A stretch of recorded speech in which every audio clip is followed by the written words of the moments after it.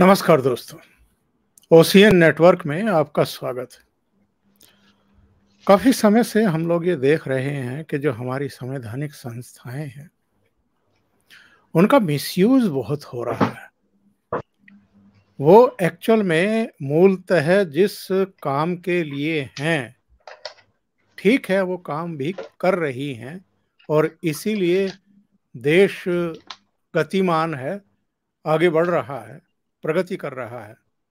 और जो लक्ष्य है प्रधानमंत्री का कि 2047 तक उसको विकसित देशों की पांत में ले जाकर के खड़ा करना है, उस ओर भी हमें शुभ संकेत मिल रहे हैं कि हम बढ़ रहे हैं। लेकिन क्या ही अच्छा हो कि सब यानी पक्ष भी विपक्ष भी, जो आपसे सहमत हैं वो भी, जो आपसे असहमत हैं वो भी, मतलब मतांतर रखते हुए भी, मतभेद रखते हुए भी अगर सकारात्मक दृष्टिकोण अपनाएं और चीजों को रोकने के बजाय जो एक समालोचना होती है वो अगर आप अपना रुख रखें तो नतीजे और बेहतर आ सकते हैं।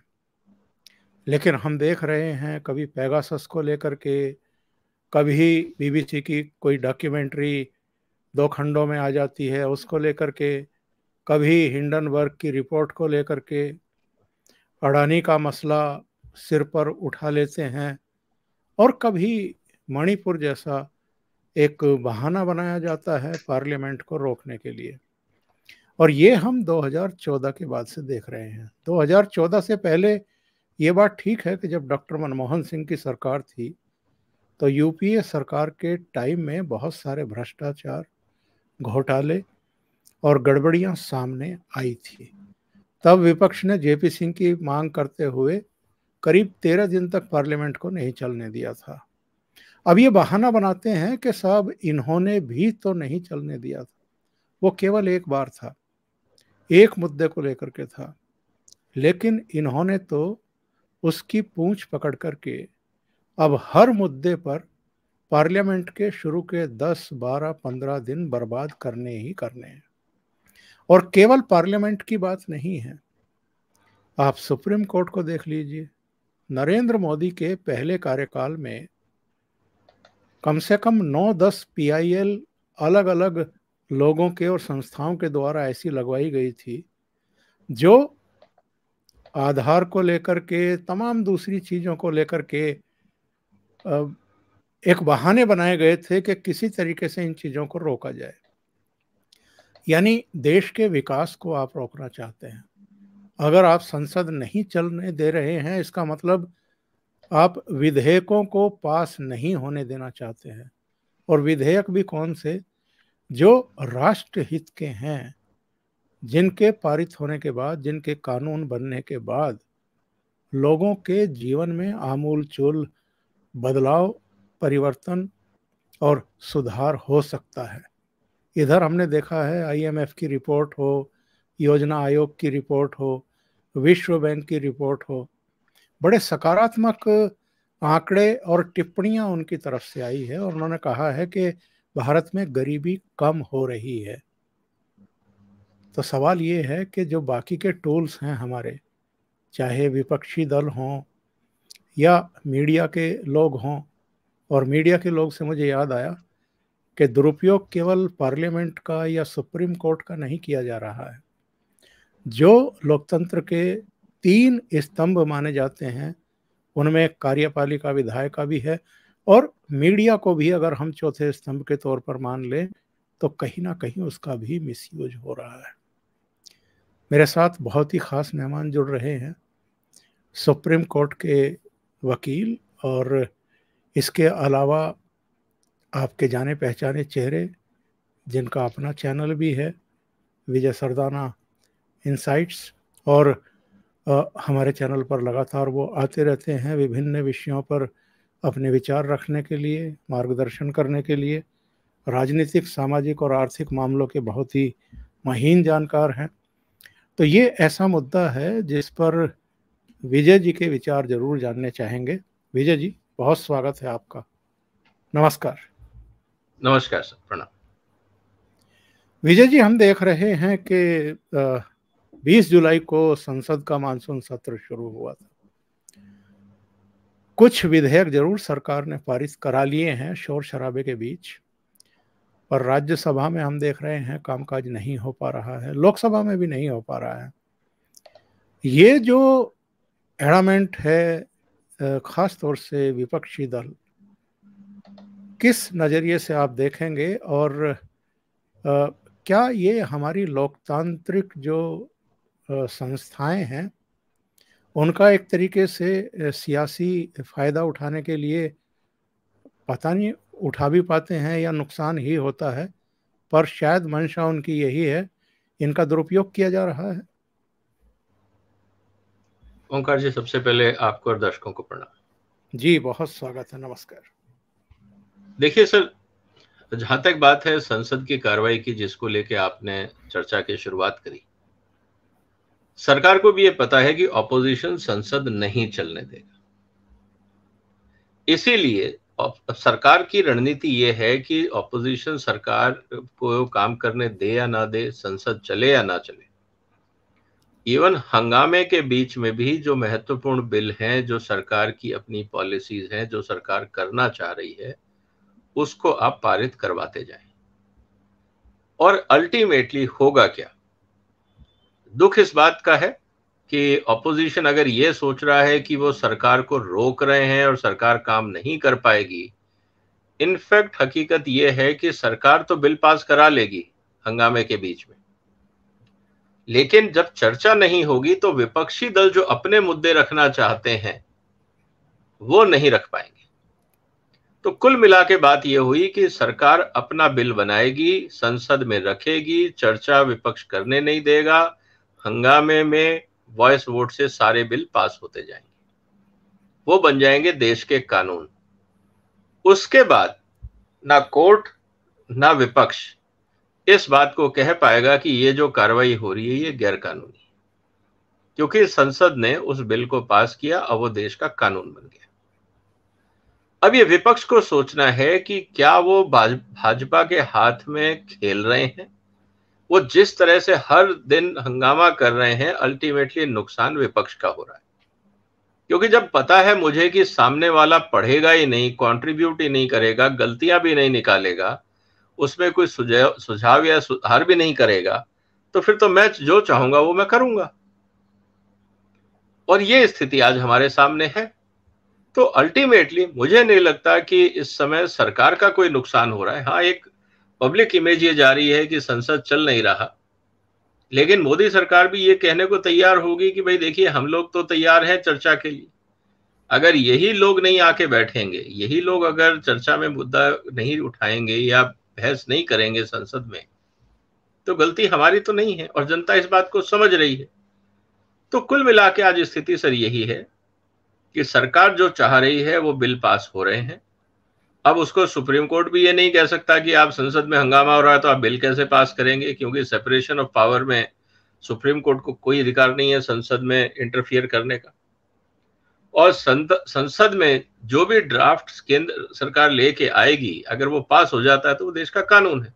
अब सुप्रीम कोर्ट ये भी नहीं कह सकता कि नहीं, ये लॉ डिफेक्टिव है, संसद ने पास किया है, आपका काम लॉ डिफेक्टिव है या सही है, इसका जस्टिफिकेशन नहीं है। आपको तो सिर्फ ये देखना है कि जो कानून पास हुआ है संविधान के हिसाब से, संसदीय प्रक्रिया के हिसाब से, आप उसका इंटरप्रिटेशन करिए। तो मुझे लगता है कि नुकसान विपक्ष का है, वो कंट्रीब्यूट नहीं कर पा रहे हैं, उनके हाथ से धीरे धीरे चीजें निकलती जाएंगी, और मोदी सरकार सारे बिल पास करके उसका क्रेडिट आने वाले दिनों में चुनाव में उठाएगी। और यही रणनीति के हिसाब से मुझे लग रहा है कि इस समय संसद में काम हो रहा है। विजय जी, पिछले करीब 20-22 साल से मैं भी पार्लियामेंट कवर करता हूं, मैं भी पार्लियामेंट जाता रहा हूं, अलग अलग अखबारों के रिप्रेजेंटेटिव के तौर पर प्रेस गैलरी में बैठ कर के भी चर्चाओं को देखता रहा हूं। अटल जी जब प्राइम मिनिस्टर थे तो भी मैं कवर करता था, उसके बाद डॉक्टर मनमोहन सिंह आए, और अब हम 2014 से नरेंद्र मोदी को देख रहे हैं।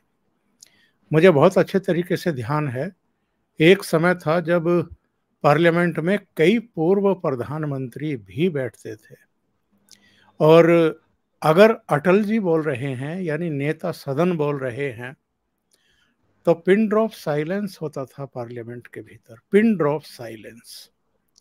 अगर उनके बीच में चंद्रशेखर अचानक खड़े हो गए हैं कुछ कहने के लिए, तो अटल जी 1 सेकंड नहीं लगाते थे, उनका सम्मान करते हुए अपने चेयर पर बैठ जाते थे। ये सदन का माहौल हुआ करता था।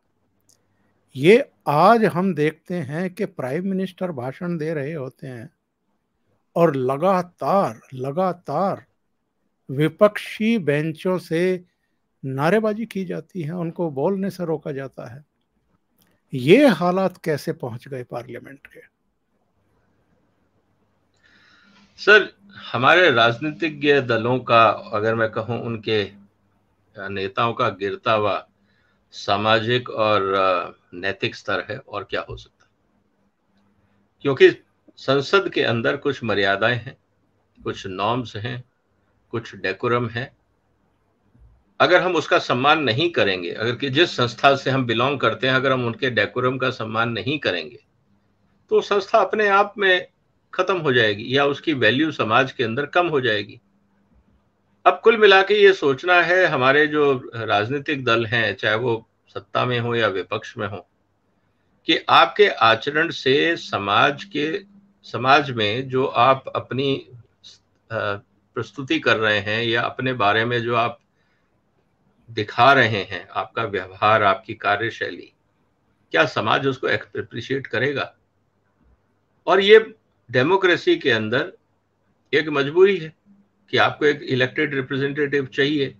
अब ये हर कॉन्स्टिट्यूएंसी का आदमी देखेगा कि मेरा एमपी वहां जाके कर क्या रहा है, और अगर मेरा एमपी कुछ कर नहीं रहा, सिर्फ हंगामा कर रहा है, तो उनको पता नहीं खुशी होती होगी या वो दुख होता होगा कि हम किस तरह के लोगों को यहां से भेज रहे हैं। तो मुझे लगता है इस समय समाज में भी एक चिंतन की बात होनी चाहिए कि जो लोग, जिनको आपने मौका दिया और उन्होंने जाके संसद में अराजकता फैलाई, और जब वो दोबारा टिकट लेके आपके बीच में आते हैं, तो ऐसे लोगों को चुन के आप ना भेजें, क्योंकि उनका चाल चरित्र आपके सामने। तो इसीलिए अब ये जनता की जिम्मेवारी है कि अपने अपने एमपीज का, अपने अपने एमएलएज की अकाउंटेबिलिटी देखें, उनसे पूछें कि आप कितने दिन संसद में थे। आप एमएलएज और एमपी से ये पूछें कि आपका योगदान क्या रहा चर्चा में, किन मुद्दों पे आपने मुद्दे उठाए। मैं ये कह सकता हूं कि ठीक है, 90% लोग इस बात को कहेंगे कि साहब हम कैसे पूछेंगे, लेकिन हर कॉन्स्टिट्यूएंसी के अंदर भारत में यूथ रहता है, कॉलेज के बच्चे हैं, सब सोशल मीडिया पे एक्टिव है। क्या वो सोशल मीडिया, हर डिस्ट्रिक्ट का जो यूथ ग्रुप है, जो कॉलेज गोइंग बच्चे हैं, क्योंकि आज वो भी फर्स्ट टाइम वोटर है, क्या वो अपने नेताओं से ये नहीं पूछ सकते कि भाई साहब जरा आप अपना लेखा जोखा दीजिए कि आपने 5 साल किया क्या, संसदीय क्षेत्र के कितने सवाल उठाए, उनके क्या जवाब थे, या आप सिर्फ वहां जाके टीएडीए लेने गए थे और काम कुछ नहीं किया जिसके लिए हमने आपको भेजा था। तो मुझे लगता है जब जनता सवाल करेगी तो इन लोगों की मजबूरी हो जाएगी कि संसद में बैठ के काम करें, क्योंकि जनता को दिखाएंगे क्या? रिपोर्ट कार्ड तो जनता को मांगनी चाहिए, अपने पॉलिटिकल लीडर को रिपोर्ट कार्ड दिखाने से क्या होगा? क्योंकि नुकसान तो जनता का हो रहा है। अगर आप उनके मुद्दे नहीं उठा रहे हैं, वहां की समस्याओं को नहीं उठा रहे हैं, सरकार का ध्यान आकर्षित नहीं कर रहे हैं, मान लीजिए कहीं पे हॉस्पिटल चाहिए, कहीं स्कूल चाहिए, कहीं ड्रेनेज सिस्टम है, कहीं फ्लड सिचुएशन है, कहीं किसानों के मुद्दे हैं, कहीं कोई और लॉ एंड ऑर्डर की समस्या है, अगर आप नहीं उठा रहे हैं और सरकार ध्यान नहीं दे रही है, तो वहां की जनता का नुकसान है। और जनता इसीलिए तो चुन के भेजती है रिप्रेजेंटेटिव कि आप जाइए हमारे मुद्दे उठाइए, और वो अगर नहीं उठा रहे हैं तो मुझे लगता है जनता को रिपोर्ट कार्ड मांगना चाहिए। और हर सांसद सत्र के पहले और बाद में कि इस बार आपने कितने क्वेश्चन पोस्ट किए, और जब संसद खत्म हो जाए, सत्र खत्म हो जाए, तो पूछा जाए कि आपकी परफॉर्मेंस क्या रही। मुझे लगता है कि अगर अपने कॉन्स्टिट्यूएंसी में जब ये लोग वापस जाएंगे, वहां के पत्रकार, वहां के बुद्धिजीवी, वहां का अलर्ट जो सोसाइटी ग्रुप है, अगर वो इनसे सवाल करेगा, तो मुझे लगता है इस तरह के हंगामे कम होंगे। क्योंकि वो जाके क्या बोलेंगे कि हम सब पूरे सत्र में हंगामा करते रहे, सरकार हमारी सुन नहीं रही थी। तो भाई पिछली बार भी नहीं सुन रही, इस बार भी नहीं सुन रही, तो ठीक है, फिर आपकी जरूरत क्या है? इसका मतलब आप तालमेल नहीं बना सकते संसद में। तो जनता भी सोचने पे मजबूर होगी कि आज जो हमारे रिप्रेजेंटेटिव हैं, क्या वो वास्तव में रिप्रेजेंटेटिव हैं या सिर्फ वो टैक्स पेयर के पैसे पे मजे करने जा रहे हैं? ये जनता को सोचना। विजय जी, ये देखने में आता है किसी पार्लियामेंट सेशन से ठीक पहले हिंडनबर्ग की रिपोर्ट उछाली जाती है, किसी पार्लियामेंट सेशन से पहले पेगासस, हमारे मोबाइल में पेगासस डाल दिया गया है। जब सुप्रीम कोर्ट उसकी जांच करवाती है, पता लगता है कि कोई पेगासस नाम का सॉफ्टवेयर किसी मोबाइल में नहीं, और जब इन लोगों से मोबाइल फ़ोन मांगे गए तो केवल 29 मिले। 29 में भी कुछ नहीं मिला, कुछ में कोई सॉफ्टवेयर नाम की कोई चीज़ नहीं थी, कुछ और था। 3 या 4 या 5 में ये जो हल्ले काटे जाते हैं, जो बहाने बनाए जाते हैं पार्लियामेंट सेशन को रोकने के लिए, कार्रवाई को रोकने के लिए, सरकार कुछ कर ना पाए। बीबीसी डॉक्यूमेंट्री का मैंने जिक्र किया, 3 कृषि कानूनों को लेकर के भी पार्लियामेंट को रोका गया था। यहाँ पर 13 महीने तक बवाल कराया गया था, दिल्ली के 4 तरफ कथित किसानों को बैठा करके, और ये हर बार होता है। इस बार भी एक वीडियो जो 70 दिन पहले का था, उसको अचानक मानसून सत्र से ठीक पहले सामने लाया गया। तो क्या हम ये माने कि जो मौजूदा विपक्ष है, या कहें कि जो मोदी विरोधी राजनीतिक दल हैं, वो हर पार्लियामेंट सेशन को डिस्ट्रॉय करने के लिए किसी ना किसी मसले को डिजाइन करते हैं? सर देखिए, ऑपोजिशन 2 तरह से काम कर सकता है। एक तो है कंस्ट्रक्टिव, समाज और देश के हित में आप मुद्दे उठाएं और सरकार को फोर्स करें कि आप उन पे काम करें। एक तो तरीका ये है।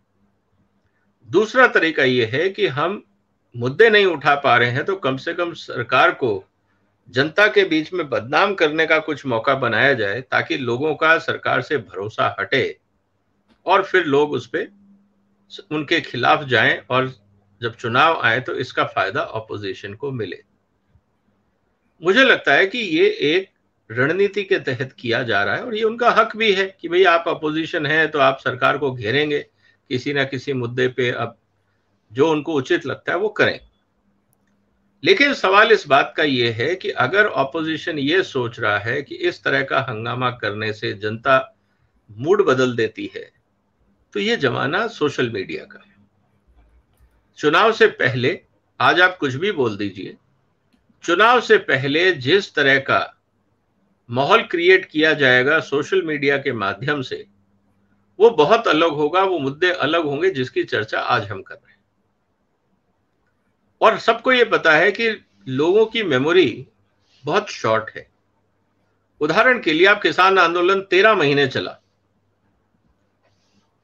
जब यही किसान नेता पंजाब में वोट मांगने गए, सबकी जमानत जब्त हो गई। तो ये बताता है कि जो जनता है वो समझदार है।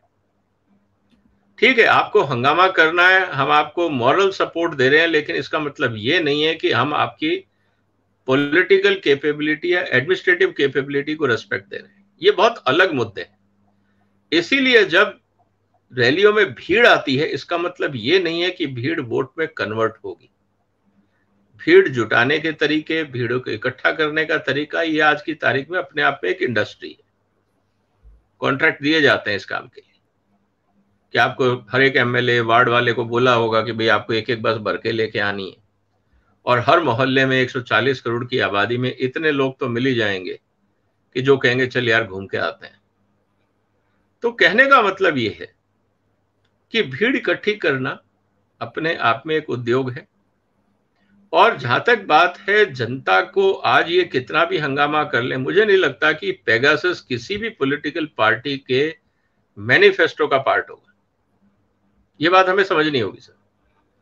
या किसान आंदोलन को लेके जो हंगामा हुआ, अब एग्रीकल्चर रिफॉर्म पे ये देखना होगा कि अगले चुनाव में अपोजिशन क्या एग्रीकल्चर सुधार के बारे में विचार रखता है। एक एजेंडा सबके खाते में होगा, वो है सब्सिडी बढ़ाएंगे। टैक्स पेयर के पैसे को कैसे बंदरबाट की जाए, लूटमार की जाए, इसका प्लान सबके पास है। लेकिन उसी इलेक्शन मैनिफेस्टो में कोई पार्टी ये नहीं लिखेगी कि रेवेन्यू जनरेशन कैसे होगा। लॉलीपॉप बांटना, रेवड़ी बांटने का एजेंडा सबके पास होगा। अब ये केजरीवाल अगर चाहे कि मैं 300 यूनिट बिजली देकर चुनाव जीत जाऊंगा, ऐसा नहीं है। आप 300 बोलोगे, कांग्रेस 400 बोल देगी, हो सकता है बीजेपी 500 यूनिट बोल दे। ये कॉम्पिटिटिव पॉलिटिक्स अब शुरू हो गई है, तो इसमें कोई यूएसपी नहीं रहा। तो जब सभी फ्री बांट रहे हैं तो फिर जनता वापस उसी मुद्दे पे आ जाएगी कि चलिए ठीक है, फ्री तो सब दे रहे हैं, अब बताएं कि पार्टी अच्छी कौन सी। तो ये जो फॉर्मूले हैं फ्री गिफ्टिंग के, ये 1-2 चुनाव तक चलते हैं, इनकी लाइफ ज्यादा नहीं है, क्योंकि वो कॉपी पे सब कर लेते हैं। फिर मुद्दे बात आ जाएगी डेवलपमेंट को लेके, देश के लिए आप क्या कर रहे हैं, रोजगार के लिए क्या कर रहे हैं, वगैरह वगैरह। और ये बात हमें देखने को मिलेगी आने वाले दिनों। तो जहां तक बात है ऑपोजिशन की हंगामा करने की, सर ये उनका फर्ज है, वो करेंगे। लेकिन क्या चुनाव में और चुनाव मैनिफेस्टो में क्या ये इसकी चर्चा करेंगे, मुझे नहीं लगता। राज्यसभा के जो मेंबर्स हैं उनकी संख्या कुल मिलाकर के 246 है। आम आदमी पार्टी के सदस्यों की संख्या अभी केवल 8 है 246 में, यानी 238 दूसरे दलों के हैं। उनमें 100 से कुछ अधिक भारतीय जनता पार्टी के ही हैं। 8 मेंबर, और 8 में से भी 1 मेंबर संजय सिंह पार्लियामेंट को बंधक बनाने की कोशिश करे, सभापति के सामने खड़े होकर के उनको उंगली दिखाना करे, उन पर चिल्लाना शुरू करे कि साहब आप प्राइम मिनिस्टर को बुलाइए, वो मणिपुर जल रहा है उस पर बयान दें। और अल्टीमेटली जो हुआ वो सबने देखा है कि संजय सिंह को शेष सत्र से बाहर का रास्ता दिखा दिया गया। ये जो नए तरीके के तौर तरीके अपना रही हैं ये पार्टियां, जो उच्च सदन कहलाता है, विजय जी आपने तो देखा है, आपकी तो यादों में होगी वो चीजें कि लोकसभा में तो कभी कभी हंगामा हो जाता था, शोर शराबा हो जाता था, लेकिन राज्यसभा में नहीं होता था। राज्यसभा में उसको उच्च सदन ही इसलिए कहा जाता था कि अलग अलग क्षेत्रों के बहुत ही लर्निड पर्सन्स जो हैं वो उसमें लाए जाते थे। जो पॉलिटिकल पार्टी की लीडरशिप थी या उनके जो नेता थे, पदाधिकारी थे, उनको परहेज किया जाता था राज्यसभा में लाने से। लेकिन अब तो हम देख रहे हैं कि धड़ल्ले से ऐसे लोगों को भेजा जाता है जो केवल हंगामे के लिए ही जाने जाते हैं, या अगर मैं उस शब्द का इस्तेमाल करूं तो जो गुंडई के लिए जाने जाते हैं, ऐसे लोगों को राज्यसभा में भेजा जा रहा है। तो क्या उच्च सदन की भी अब गरिमा तार तार की जा रही है, और इसके पीछे क्या हेतु क्या है? सर देखिए, आप उसी को राज्यसभा भेजेंगे जिसमें आपके पास कुल मिला के जो आपके कैंडिडेट्स होंगे, जो आपकी पार्टी के कल्चर के लोग होंगे, और तो कोई बाहर से आएगा नहीं। तो कहने का मतलब बहुत सिंपल है सर, कि इस पूरे प्रोसेस के अंदर अगर आप देखें, संजय सिंह इस समय हंगामा कर रहे हैं और उनको बाहर कर दिया गया। लेकिन सवाल इस बात का ये है कि बाकी जो और टोटल 10 के राज्यसभा मेंबर हैं आम आदमी पार्टी के, राघव चड्ढा और संजय सिंह के अलावा आपने कभी कभार सुशील गुप्ता को बोलते हुए सुना होगा, लेकिन पंजाब के जितने बाकी एमपीज हैं राज्यसभा में, आपने कभी उनको हंगामा करते या बोलते नहीं सुना होगा। इसके 2 कारण हैं। एक तो कारण यह है कि ये लोग हार्डकोर पॉलिटिशियन नहीं है। जो कुमार विश्वास ने आरोप लगाया था कि राज्यसभा की टिकटें बेची गई हैं, हो सकता है कि एक रूट ये हो जिनको राज्यसभा भेजा गया है। दूसरा रूट ये है कि ये लोग सीजन्ड या कैरियर पॉलिटिशियन नहीं है, इनको हंगामा करने की जरूरत नहीं है, क्योंकि इनमें से कुछ लोग बिजनेसमैन होंगे, कुछ लोग बाकी प्रोफेशनल्स होंगे। इसीलिए उस बात को ध्यान में रखते हुए ये लोग अपनी इज्जत बचाने में लगे रहते हैं। इनको कोई मतलब नहीं है कि केजरीवाल क्या कर रहा है। इनको भी पता है कि अब कोई जरूरी नहीं है कि अगली बार इनको रिपीट करना पड़े। तो एक बार मौका मिल गया, 6 साल के लिए आप राज्यसभा में रहिए, एक सोशल स्टेटस मिल जाता है और हो सकता है बंगला गाड़ी भी मिल जाए। और हालांकि इनमें से लोगों को जरूरत नहीं है, कुछ एक को मैं जानता हूं, they are very well to do. तो कहने का मतलब यह है सर कि इस पूरे प्रोसेस के अंदर इनको कोई और ऑप्शन नहीं है, हंगामा ये करेंगे क्योंकि इनकी पार्टी के संस्कार वही है। अब एक मॉब पार्टी से आप क्या उम्मीद करेंगे? इनका कैडर कौन है? आज अगर मान लीजिए आम आदमी पार्टी का आपने जिक्र किया, आज अरविंद केजरीवाल को हटा दीजिए सीन से, उस पार्टी में बचता क्या है? कौन चलाएगा? कहने को इन्होंने बहुत बड़ी बड़ी बातें की थी कि हम डेमोक्रेटिक होंगे और पार्टी को हम कंट्रोल नहीं करेंगे, डेमोक्रेसी होगी और हम 2 साल बाद चुनाव कराएंगे और एक ट्रांसपेरेंसी होगी। क्या केजरीवाल साहब में इतनी हिम्मत है आज कि वो कन्वीनर की पोस्ट छोड़ दें? है उनमें इतनी हिम्मत? जिस दिन वो कन्वीनर की पोस्ट छोड़ेंगे वो आम आदमी पार्टी में नेग्लिजिबल हो जाएगी। तो कहने का मतलब ये है सर कि ये हाथी के दांत दिखाने के और खाने के और जो संस्कार है वही होगा। और जिस तरह से हंगामा हो रहा है ये उनके अपने संस्कार हैं सर, यही सीखा है उन्होंने। और वो कहां से सीखेंगे? जब बाकी जो इनके एजुकेटेड लोग थे या जो इनके इंटेलेक्चुअल लोग थे वो तो सब पार्टी छोड़ के चले गए। अब तो इनको 2 ही लोग चाहिए, या तो मसल पावर या मनी पावर, तीसरा इनको कोई चाहिए नहीं। तो यही एक पूरा खेल चल रहा है। इन्होंने घोषणा की थी कि जब तक प्राइम मिनिस्टर मणिपुर पर बयान नहीं देंगे तब तक हम पार्लियामेंट की कार्रवाई में हिस्सा नहीं लेंगे या चलने नहीं देंगे। हंगामा कर भी रहे हैं, लेकिन सरकार ने एक बड़ा दांव चल दिया है। सोमवार को दिल्ली संबंधी अध्यादेश लोकसभा में पास होगा, रखा जाएगा, पास हो जाएगा, उसमें किसी को संदेह नहीं है। अगले दिन यानी मंगलवार को 1 अगस्त को वो राज्यसभा में भी लाया जाएगा। क्या ये अब भी अनदेखी करेंगे उस बिल की? अब भी पार्लियामेंट से बाहर बैठेंगे, धरना देंगे, हंगामा करेंगे, या सरकार ने मजबूर कर दिया इनको कि शांति से बैठें और अध्यादेश पर चर्चा में भाग लें? देखिए, अब तो केजरीवाल साहब की मजबूरी है कि संसद चलवाएं। बीजेपी की कोई मजबूरी नहीं है, वो तो अपना बिल रखेंगे, जितने लोग संसद में होंगे वॉइस वोट से बिल ऑर्डिनेंस को कानूनी दर्जा मिल जाएगा। अब केजरीवाल साहब को सोचना है कि उनको इस पूरे तमाशे को विपक्ष के साथ बैठ के कि भैया इस पे यार चर्चा कर लो, कम से कम मेरा मुद्दा आ रहा है, इस पे थोड़ा सा सीरियस हो जाओ। अब इनके जो बाकी गठबंधन के लोग हैं, राहुल गांधी साहब, क्या केजरीवाल साहब के कहने पे संसद चलने देंगे? सवाल आज इस बात को लेके। क्या ममता दीदी केजरीवाल की बात मान के संसद और राज्यसभा में बहस का मुद्दा बनाने देंगी, चर्चा मांगेंगी या नहीं मांगेगी? अब तो जिस तरह से केजरीवाल साहब घूम रहे थे पूरी दुनिया में, अपने लिए समर्थन इकट्ठा कर रहे थे, अब तो वो डी डे आ गया है, अब तो वो परफॉर्मेंस डे आ गया। अब इनको समझ में आ जाएगा कल की वे कितने लोग इनके साथ हैं, कितने नहीं है, कितने लोग इनको इग्नोर कर रहे हैं, कितने वॉकआउट कर रहे हैं।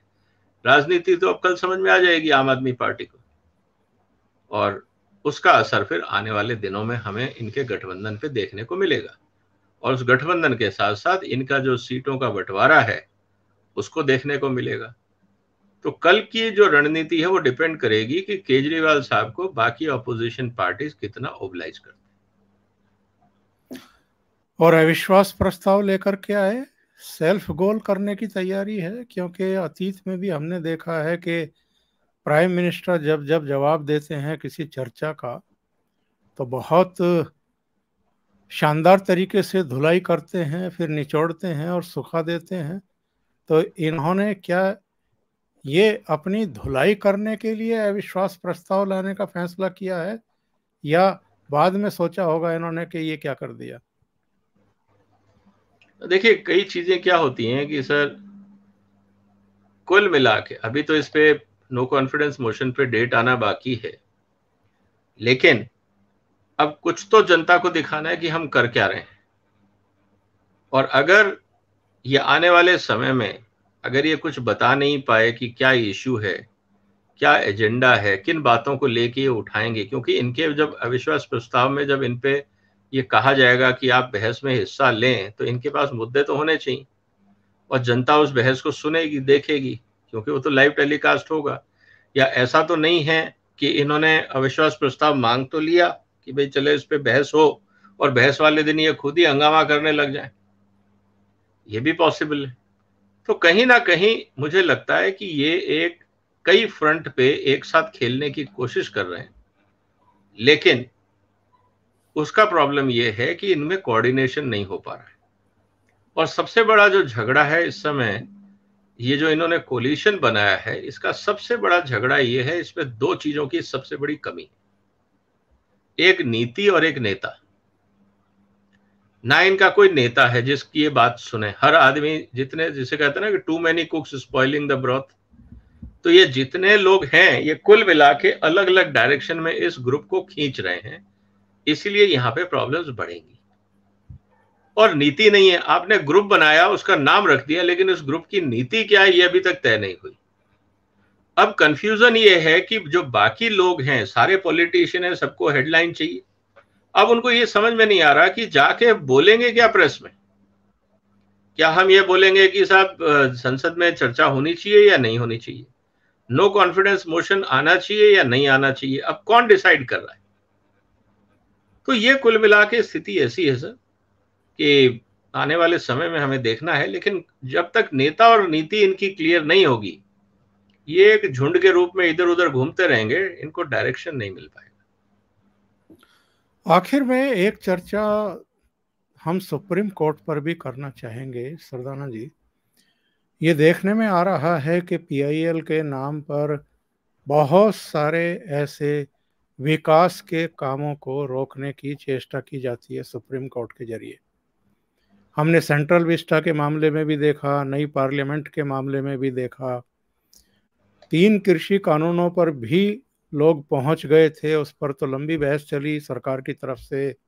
सॉलिसिटर जनरल के अलावा साल्वे साहब भी शुरू में हमें दिखाई दिए थे पार्लियामेंट सुप्रीम कोर्ट में पैरवी करते हुए। अनंत विषय हैं जिनको पीआईएल के जरिए वहां ले जाया जाता है, और जो राष्ट्र हित की योजनाएं हैं उनमें भी अड़ंगे लगाए जाते हैं, तरह तरह के बहाने। सेंट्रल विस्टा में भी पर्यावरण से लेकर के पता नहीं कितनी बातें जो हैं वो वहां दलील के रूप में रखी गई थी।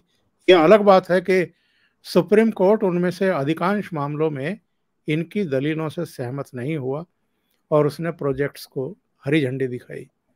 लेकिन टाइम तो किल होता है, और पैसा भी चाहे गवर्नमेंट का लगे या दूसरी पार्टियों का लगे, जहाँ से भी आ रहा होगा, पैसा भी बर्बाद होता है। सुप्रीम कोर्ट का वक्त बर्बाद होता है। 70,000 केस तो अकेले सुप्रीम कोर्ट में ही पेंडिंग पड़े हुए हैं। जी देखिए सर, किसी का पैसा बर्बाद नहीं होता, टैक्स पेयर का पैसा बर्बाद होता है। सुप्रीम कोर्ट पूरा का पूरा टैक्स पेयर के पैसे से चलता है। जितनी जो केसेस चल रहे हैं राज्य सरकारों की तरफ से, जो वकील खड़े होते हैं, उनको भी पैसा टैक्स पेयर ही देता है। मरता कुल मिला के टैक्स पेयर है, किसी की जेब से कुछ नहीं जा रहा है।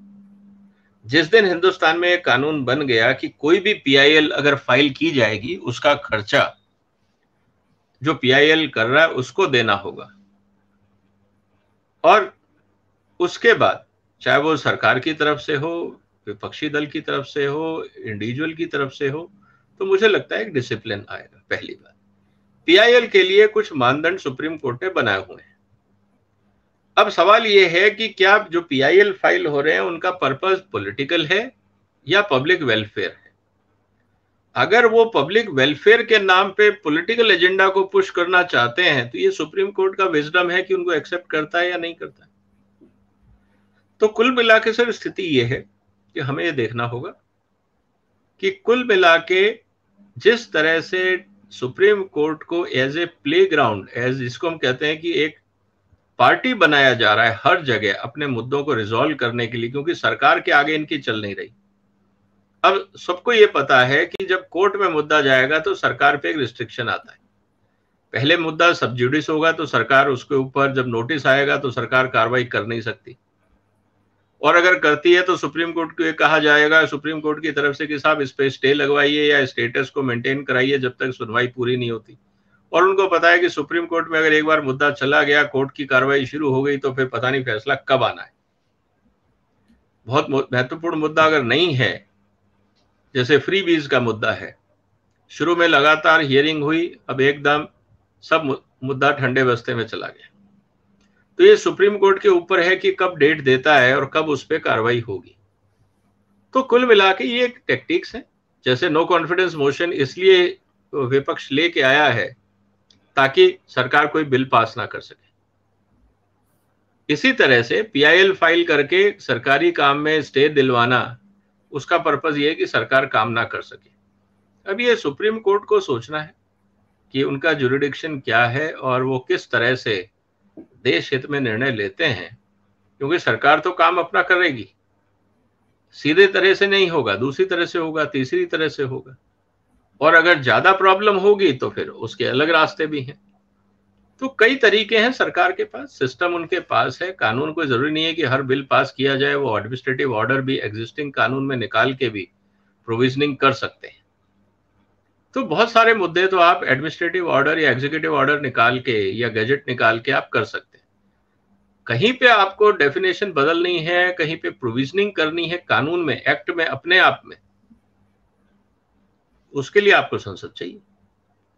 और बहुत सारे मुद्दे ऐसे हैं जहां पे सरकार सिर्फ डेफिनेशन बदल रही है या एक दो लाइनें या वर्ड इंसर्ट कर रही है, उससे ही बहुत बड़ी फ्लेक्सिबिलिटी सरकार को मिल जाती है। फिर सरकार जैसे चाहेगी वैसे कंट्रोल करेगी।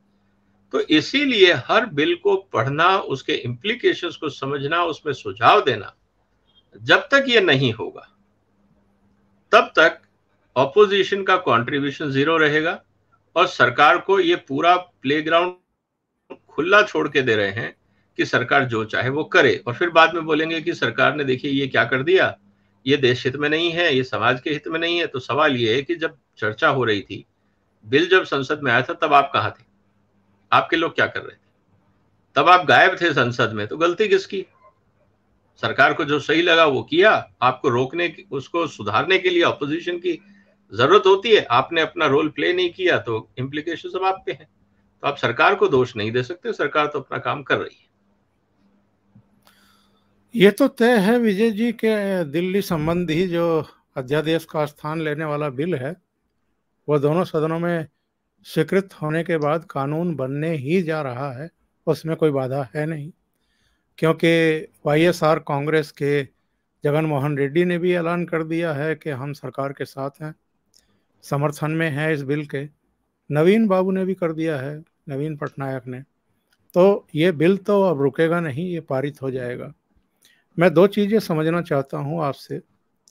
इसके बाद अरविंद केजरीवाल क्या करेंगे? नंबर 2, सुप्रीम कोर्ट ने जो संवैधानिक बेंच गठित की है अध्यादेश वाले मामले पर आगे विचार करने के लिए, वो क्या करेंगे? देखिए, जहां तक मुझे लगता है कि सुप्रीम कोर्ट को, ये मेरा पर्सनल व्यू है, जजेस की सोच अपनी होती है, मेरा ये मानना है कि जिस तरह से हम सेपरेशन ऑफ पावर की बात करते हैं, जब मैटर सब जुडिस होता है, कोर्ट में होता है, तो कोई तीसरी पार्टी को, खासकर लेजिस्लेटिव या एग्जीक्यूटिव को, ये कहा जाता है कि आप इंटरफियर ना करें। एक बार जब कोर्ट का ऑर्डर आ जाए तब आप उस पर जो व्यूज देने हैं, उस पर रिएक्शंस देने वो आप दीजिए, लेकिन जब मैटर सब जुडिस हो तो आप इंटरफियर ना करें।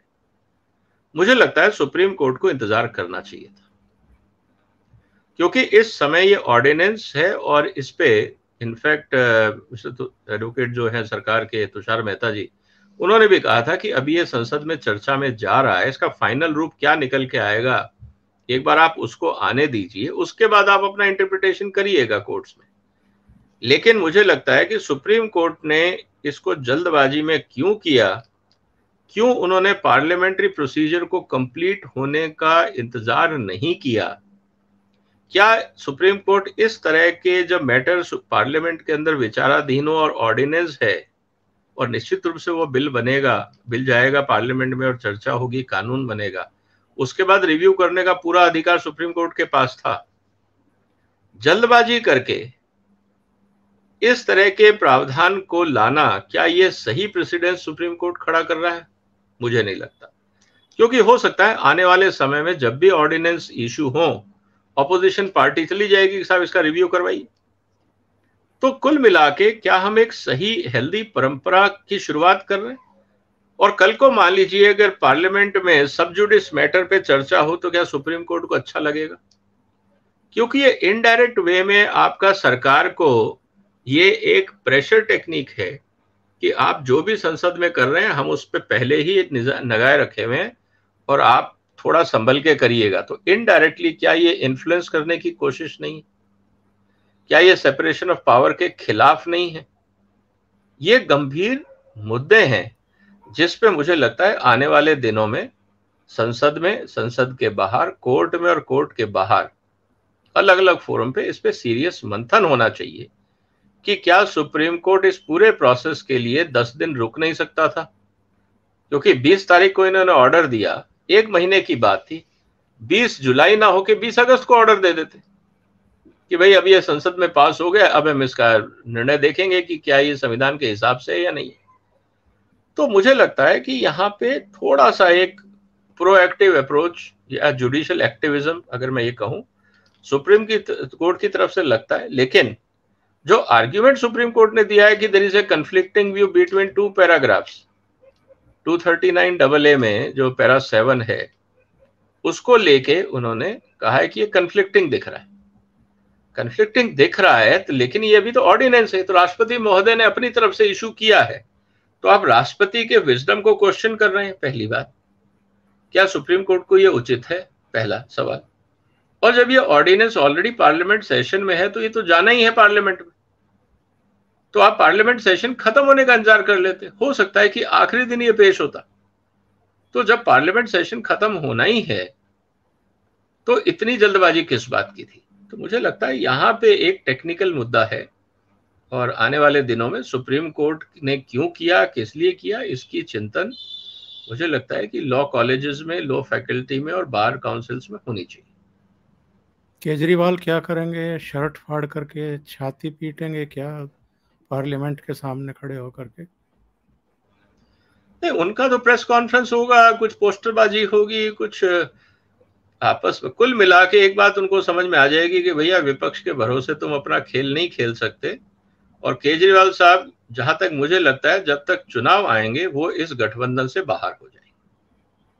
वो कहेंगे भैया मेरे तुम्हारे से मेरा पटरी नहीं जम रहा है, मैं अपनी दुकान अलग चलाऊंगा, तुम अपनी ढपली अलग बजाओ।